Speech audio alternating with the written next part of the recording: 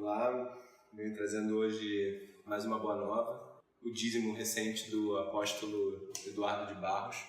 E o Eduardo está pintando já faz mais de um ano e agora ele já está no segundo dízimo na noiva. O dízimo é uma apresentação de trabalho em progresso, né? Trabalho em curso, e são sempre 10% da obra do artista no altar. O dízimo do Eduardo chamou o arrebatamento, mas antes disso eu podia falar do primeiro dízimo que ele fez, que ele denominou Hierofante, que é uma carta de tarô. E assim como o nome, o assunto e a temática do primeiro dízimo dele rodava em torno de assuntos místicos ou sagrados, ou que provinham assim de um vocabulário religioso.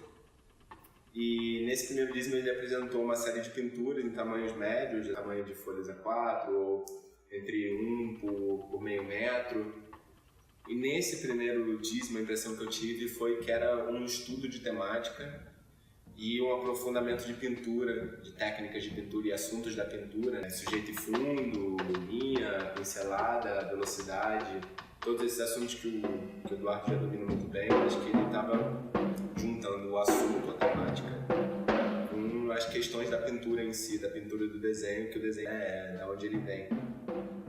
E nesse primeiro dízimo, a paleta de cores e tantos assuntos, os simbolismos, né? Ele tinha figuras como Buda, Cristo, ele tentava misturar esse vocabulário místico e sagrado com coisas do cotidiano, né? E como que você conseguia encontrar essas camadas místicas e sagradas a partir de cenas do cotidiano.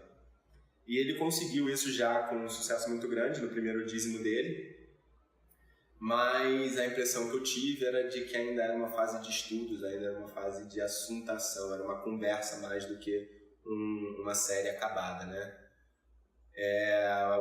Algumas das telas tinham tons bastante pastéis e tinha uma paleta de cores em comum, né? Apesar dos temas mais pesados, né? Às vezes envolvendo questões do oposto do sagrado, né? O profano.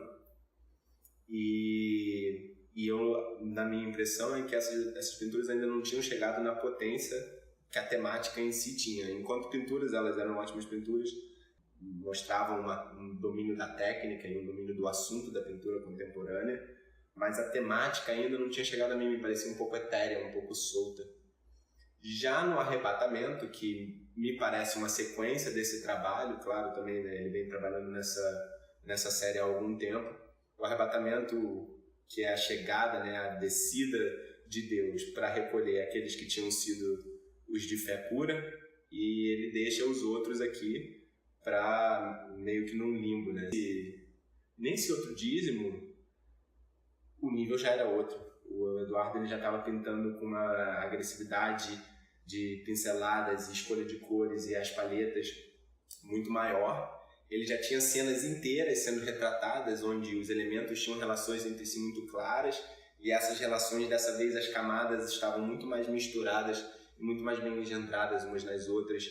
As camadas do cotidiano, as camadas do sagrado, as camadas do profano. E uma coisa que aconteceu que foi curiosa foi que quando eu fui conversar com ele no dia do dízimo, ele me deu uma explicação que depois se tornou a explicação que ele entendeu, o entendimento do corpo da obra, né? De que o que ele estava pintando ali eram cenas das pessoas que ficavam depois que o arrebatamento tinha acontecido.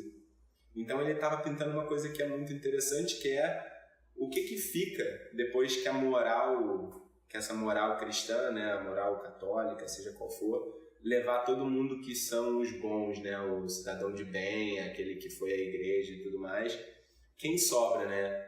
E aí nessa sobra, a maneira como eu reconheci o trabalho do Eduardo é uma série de comentários sociais, né, através das cenas que ele coloca, questionando essa definição dicotômica de bem e mal, de quem fez certo e quem não fez, quem seguiu a fé e quem não fez, deixando alguns aqui que talvez acreditassem que fossem subir no dia do arrebatamento e colocando outros como um ponto de questionamento, né, um ponto de conversa para dizer, será que essas pessoas seriam mesmo as más? Será que essas pessoas mesmo seriam os deixados para trás, né? Então a conversa já se torna bastante mais complexa a partir dessa temática e da maneira como ele pinta, né? Dessa vez os formatos são maiores, muitas as questões dos contextos criados muito bem resolvidos, A pintura também dá um salto muito grande, uma profundidade de cor, uma profundidade de sentimento que passa e uma confiança na pintura também muito maior. Já não parece mais uma série de estudos, mas me parece uma série já pronta para ser finalizada e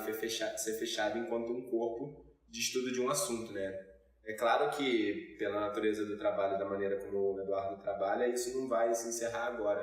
Poderia até mesmo comentar alguns pontos específicos, né? É muito fácil reconhecer comentários da cultura popular, né? De como que a cultura viral também entra no trabalho dele, né? Questões de, tipo, desde o vídeo da Anitta, com aqueles biquínis, até fotos do jornal Meia Hora sensacionalista, vídeos de pessoas de classe média se comportando de maneira... Tem uma senhora, né, que se comporta de uma maneira completamente inesperada para alguém da classe dela.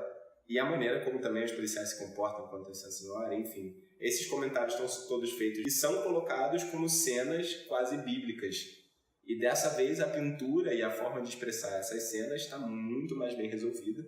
E você consegue ver uma profundidade dos assuntos dentro de um quadro só, ao invés de uma junção de assuntos de estudo.